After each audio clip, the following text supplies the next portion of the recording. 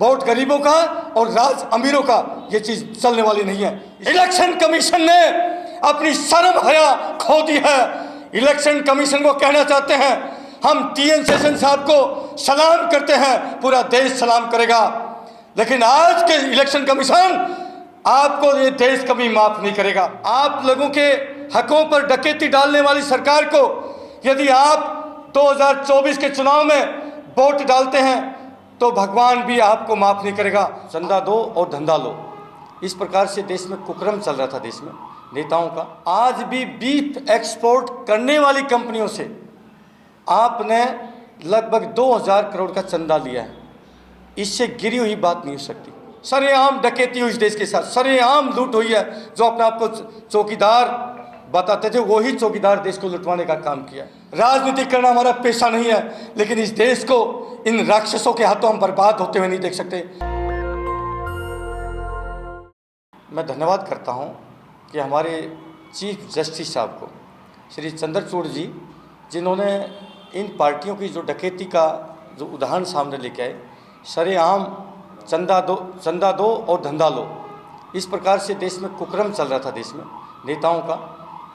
Electoral bond के माध्यम से जो है उन कंपनियों को जो है धमका करके, डरा करके जो देश का टैक्स का पैसा लूट रही थी, उन सारी कंपनियों के ऊपर ईडी की रेड पड़ती है, ईडी का छापा पड़ता है, और उसके बाद में उन कंपनियों से उसकी एवज में जो है सेटिस्फाइड करने के लिए उस केस को, और उनसे कई हज़ार करोड़ रुपए लिए जाते हैं। और सबसे बड़ी दुख की बात तो ये है, जो मोदी साहब 2014 के चुनाव से पहले गौ माता पिंक रिवोल्यूशन के बारे में बात करते थे, पिंक रिवोल्यूशन यानी कि बीफ एक्सपोर्ट की बातें कही हैं, बड़े बड़े वीडियो के माध्यम से सुन सकते हैं आप। माननीय मोदी साहब इतनी बड़ी बात कह करके आपकी सरकार 10 साल से आज भी गौ हत्या करवा रही है। आज भी बीफ एक्सपोर्ट करने वाली कंपनियों से आपने लगभग 2000 करोड़ का चंदा लिया है। इससे गिरी हुई बात नहीं हो सकती, इससे शर्मनाक बात नहीं हो सकती कि जो सरकार, जो हमारे माननीय देश के प्रधानमंत्री महोदय पूरे देश की भावनाओं के साथ खेलते हैं, इतनी भावनात्मक बात करते हैं कि मेरा हृदय इस बात के लिए सहन नहीं करता, हमारी गौ माता कट रही है, ये कैसे इस देश की जो सरकार कर रही है, ऐसी बातें कह करके कि मोदी जी आपने पूरे देश को जो है बहुत ज़्यादा उनकी भावनाओं के साथ खेल किया है, बहुत बड़ा जो है उनकी भावनाओं के साथ आपने एक ऐसा गेम किया है कि शायद भगवान कभी माफ़ ना करे। आज भी गौ माता, हमारी गौ माता आज कट रही है। हमारे जितने कत्ल खानों को आपने एक ऐसा उनको करने के लिए, बहुत ही ज़्यादा मॉडर्नाइज करने के लिए 15-15 करोड़ की सब्सिडियाँ दी हैं, 15-15 करोड़, और उन्हीं कंपनियों से आपने 2-2 हज़ार करोड़ का चंदा लिया है। चंदा देशवासियों हाथ जोड़ के विनती है, जो इस प्रकार से देश की भावनाओं के साथ खेल सकते हैं। हमारे देश के, मैं धन्यवाद करता हूं, जैसे भगत सिंह, सुखदेव, राजगुरु, इन वीरों का नाम इस देश के जन जन की छाती में रहेगा। एक एक व्यक्ति के नाम उसको उनके माइंड पर रहेगा, जुबान पर रहेगा उन वीरों का नाम। उसी प्रकार से मैं श्री चंद्रचूड़ जी, जो हमारे देश के चीफ जस्टिस हैं, आपका नाम उसी प्रकार से रहेगा। मैं उस माँ को नतमस्तक और सलाम करता हूँ जिस माँ की कोख से आप जैसे वीर पैदा हुए। दूसरा, मैं हमारा एक नाम याद है, पूरा देश का बच्चा उनको नतमस्तक होता है, श्री टीएन शेषन जी, जो हमारे देश के चीफ इलेक्शन कमीशन भी रहे हैं। उनके वक्त में उनका भी नाम इस देश के इतिहास में स्वर्ण अक्षरों में लिखा जाएगा। जब भी देश के ईमानदार अधिकारियों का नाम आता है तो उनका भी नाम जरूर आएगा। आज बड़े दुख के साथ मुझे कहना पड़ता है कि एक तो इलेक्ट्रोल बॉन्ड के माध्यम से पूरे देश को लूटा गया, यानी कि चंदा दो और धंधा लो, सरेआम डकैती हुई इस देश के साथ, सरेआम लूट हुई है। जो अपने आप को चौकीदार बताते थे वही चौकीदार देश को लुटवाने का काम किया। उन जो कंपनियां देश का टैक्स का पैसा गलत धंधों के तहत जो है देश को बर्बादी के कगार पर पहुंचा, जिन कंपनियों में टैक्स का पैसा लूट खसोट करी थी, उन्हीं कंपनियों के से बीजेपी सरकार ने मोटा लगभग 12,000 करोड़ के आसपास जो डोनेशन आया इलेक्ट्रोल बॉन्ड के थ्रू, उसमें से 50% भारतीय जनता पार्टी के नाम पर जो है ये पैसा आया।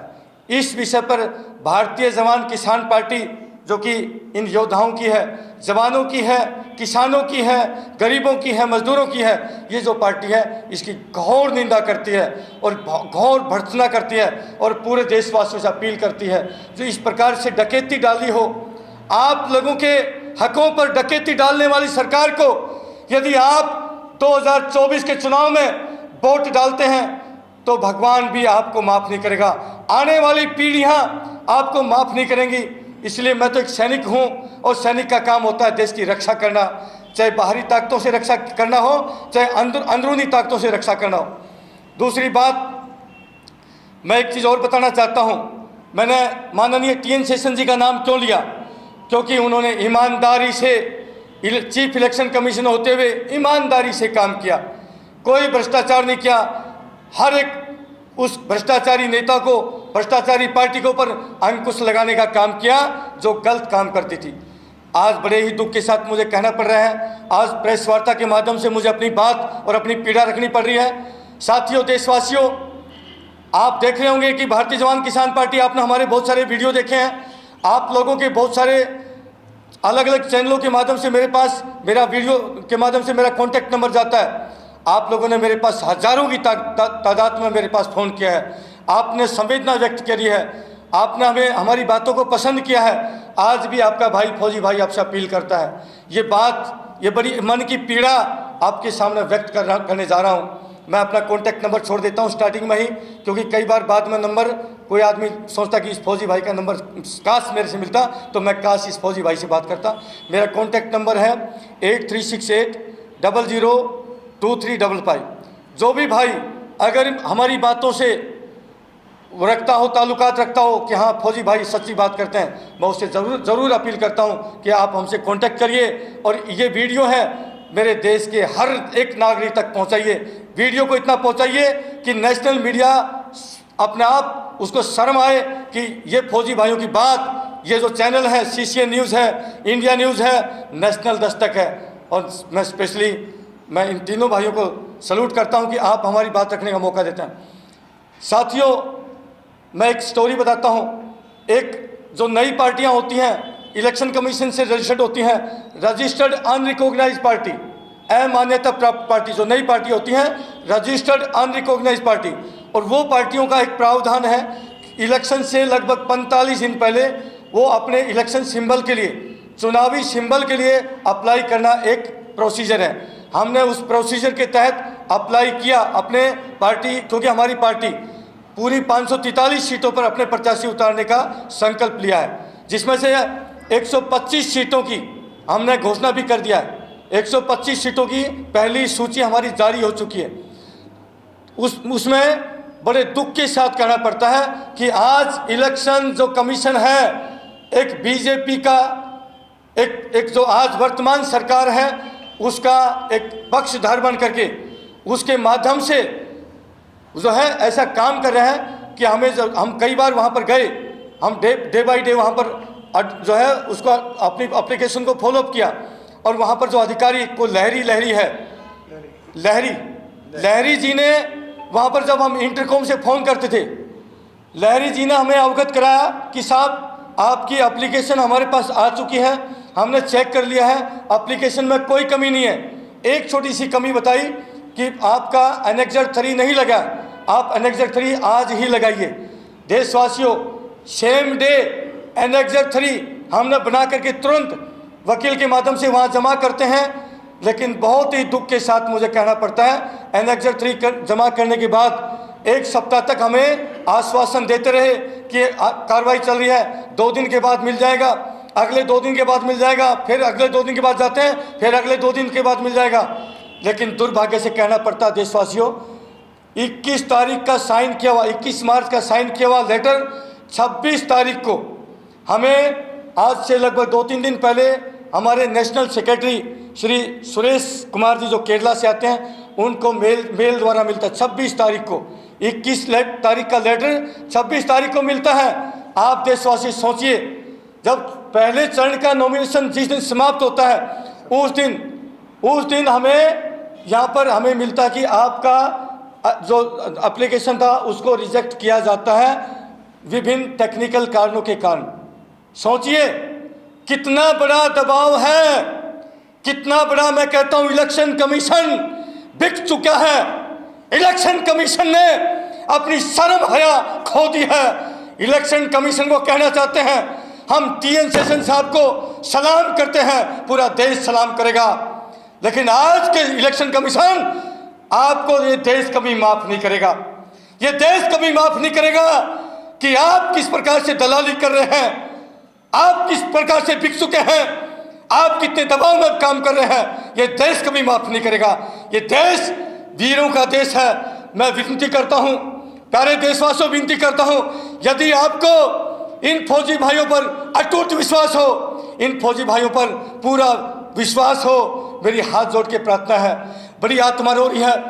राजनीति करना हमारे सैनिकों का पेशा नहीं है, राजनीति करना हमारा पेशा नहीं है, लेकिन इस देश को इन राक्षसों के हाथों हम बर्बाद होते हुए नहीं देख सकते, क्योंकि हम लोगों ने अपनी जवानी देश के नाम पर करी है।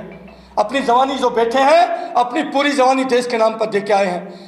8.5 लाख सैनिकों ने, हमारे ही बीच के सैनिकों ने कुर्बानियाँ दी हैं।